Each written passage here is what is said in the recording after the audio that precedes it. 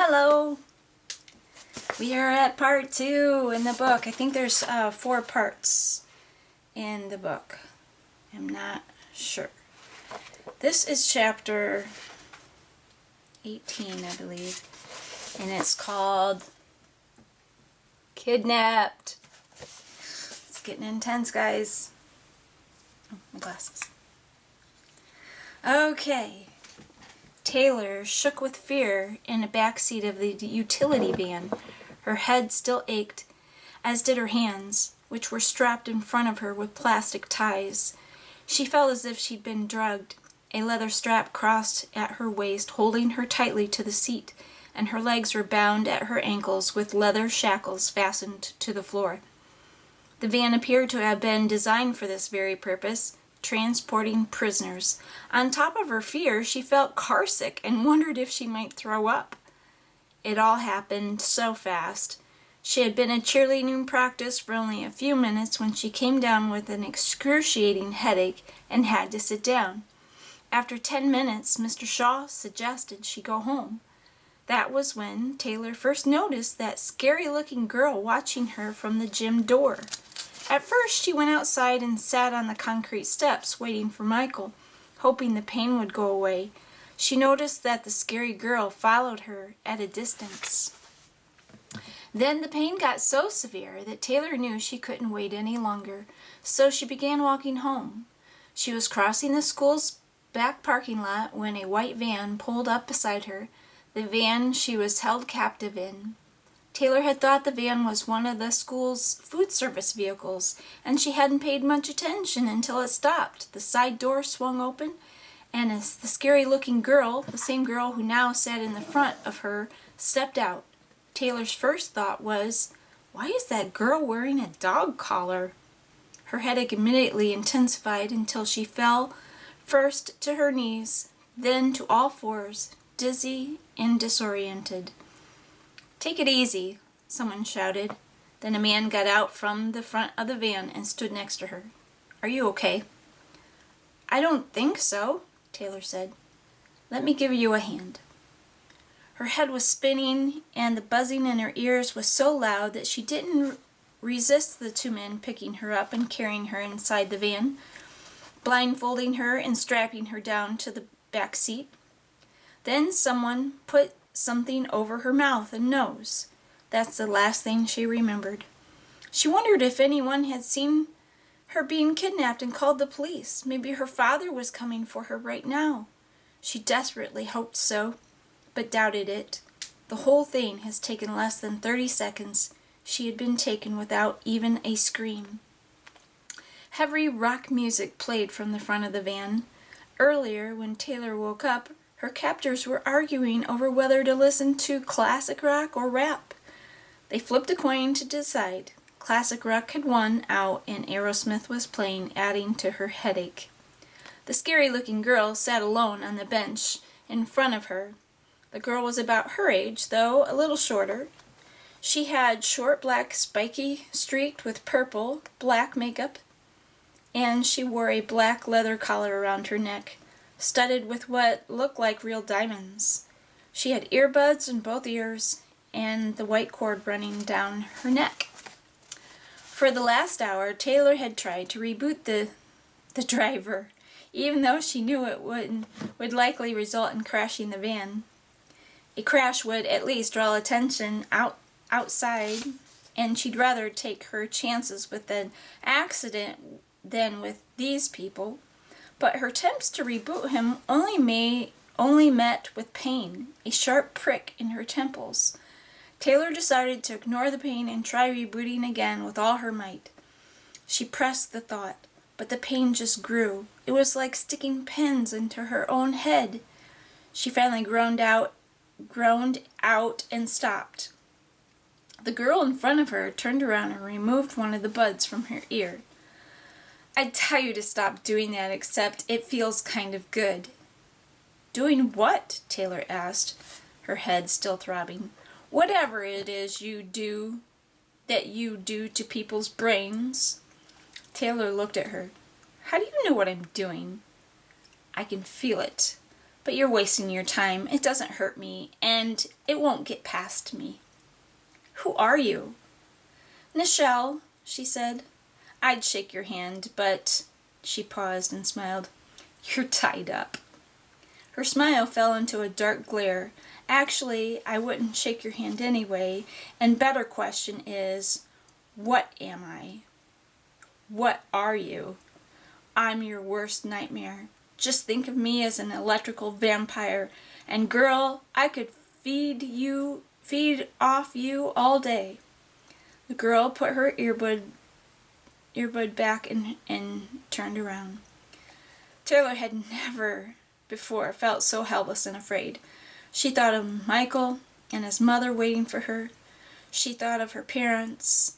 They probably hadn't noticed her absent yet, thinking that she'd gone with Michael and his mother. It wouldn't be until late that evening that they started worrying. Her mother would be a wreck, and her father would be following up on every resource available to a police officer. But by then, she'd be long gone, maybe even out of the state. She wanted to be home, with all of her heart. Why does my head hurt? That's me, letting you know I'm here, she smiled. I can increase the pressure if you like. No, thank you. I thought you might say that. Nichelle turned completely around and looked into Taylor's eyes. The pain started increasing higher and higher. Taylor shouted out, Stop! Please! The girl was enjoying herself. Hurts, doesn't it? Taylor's eyes filled with tears. Yes! The pain stopped. See, I'm what an electrician would call a ground wire. I just soak up all those lovely powers of yours until we can get you to where you're going. Where are we going? You'll see. Don't want to ruin the surprise. Why do I feel so sick? Funny you should ask. The scientists at Elgin wondered that same thing. They think it's because your body has become so used to high levels of electricity that you don't feel normal without it. That's what makes me so darn annoying. Elgin? Are we going to the Elgin Academy? Taylor asked. So you don't want to be surprised, huh? Okay then. We're going to the laboratory, she said, purposely drawing out the word like it was a mad scientist. Taylor couldn't tell if she was trying to sound comical or scary, but it didn't matter. Either way, it was scary. What are you going to do to me? Same thing scientists always do with lab animals, poke and prod around, and when they're done, they'll dissect you like a frog in a middle school biology class. Pure fear passed through Taylor. Why? I haven't done anything. Nichelle shrugged. Why not? She leaned back. You ask too many questions. They're hurting my ears. Like this. Suddenly, a painful, high-pitched squeal tore through Taylor's head. She started crying. Stop it. Please stop it. Say pretty please. Pretty please. With a cherry on top? Taylor sobbed. With a cherry on top. Nichelle smiled. Good girl. The pain ceased. Now no more talking. You just be real quiet there, and in the future, I'll ask you something. You will refer to me as Master. You got that? Taylor just looked at her. The girl's eyes narrowed. I asked you a question. Taylor's head started filling with the noise. Yes, Master. Very good. Nichelle gave Taylor a big grin, turned back around, replaced the earbud, and lay back. I love the abductions, she muttered. It's the only time I can do whatever I want without getting in trouble. It's been a long time since any fresh grows have been brought in. A voice up front said, Knock it off, Nichelle. She pulled out an earbud. You're no fun.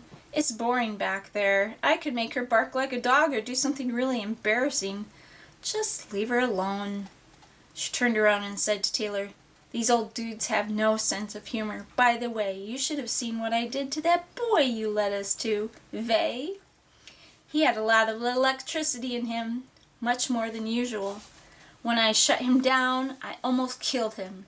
He probably is still in the hospital. You have Michael? I can't hear you, she rang. She winked. You didn't even say master. I'm sorry, Taylor said quickly, afraid she might hurt her again. You have Michael, master? Michelle smiled. No, the little guy's friend showed up and we had to go, but we'll have him soon enough. We took the little insurance. You and his dearest Mumsy. You have Mrs. Vey, master? Yes, we do. A sharp voice came from the front. Michelle, just shut up. Michelle leaned toward Taylor. Now look what you did. You got me in trouble. She turned back to the front. Oh, chill. It's not like she'll ever get the chance to tell anyone. She shook her head.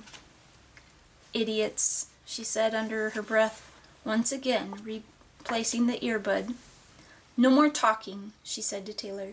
She leaned her head towards the interior metal wall of the van. Taylor tried to keep from crying. She was in pain and frightened and wondered if that girl had told her about the laboratory was true.